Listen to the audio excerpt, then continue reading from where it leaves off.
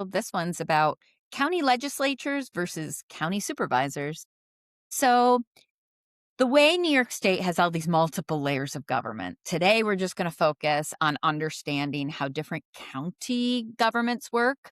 So, in Ontario County, we have a board of supervisors, 21 members. There's like 16 towns. Each supervisor has a seat. Then there's like some at-large city districts. Anyway, adds up to 21. Daga, which has Syracuse, has like 19 members. They're a legislature. Erie County has about 11, also a legislature. Monroe County, I think 23, also a legislature.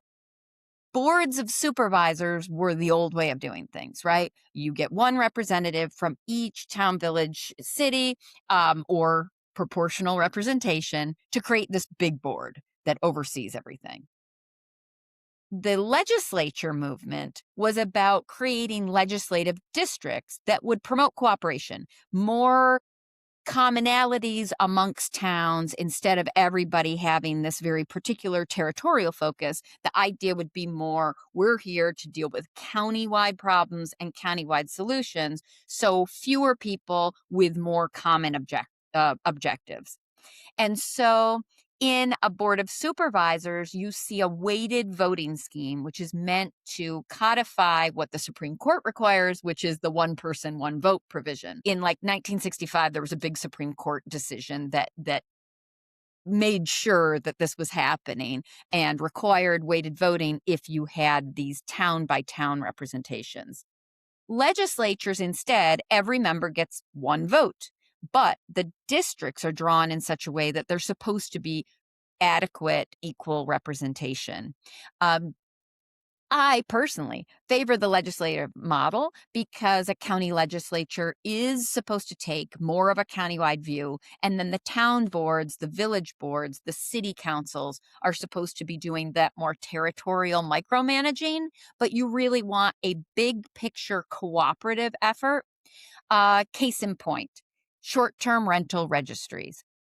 On New York State has passed a law that requires counties to have a rental registry program. That's the subject of a different 2-minute drill, but I just am giving it as an example. Ontario County and all other counties have the opportunity before June to opt out, but they have to make a decision for their whole county. And that decision is going to be binding on all the properties in the county, regardless of what jurisdiction they're in. But as we know, some smaller jurisdictions have done their own rental registry requirements, short term registry requirements. And that seems redundant. It's great where you have a more progressive set of towns, villages, and cities that want to keep out ahead of things and want to keep up with the times. They can lead their county. But in theory, the county, the larger form of government, really should be leading the way and unburdening those smaller jurisdictions that have less staff, less resources, and picking up more of that.